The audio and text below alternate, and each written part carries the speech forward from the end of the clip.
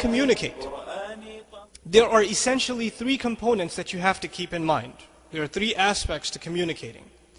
The first of them is the speaker himself.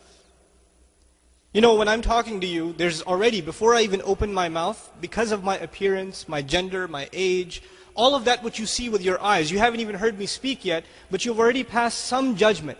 You've already passed some sort of predisposed conclusions about how I'm going to speak or what I'm going to talk about. The one who speaks certainly affects how we understand what they're saying. This is a human flaw, but nonetheless it's there. It's there.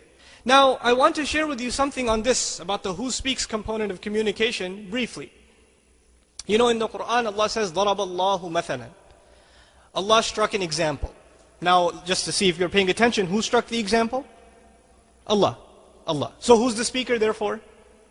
Allah is. Clear.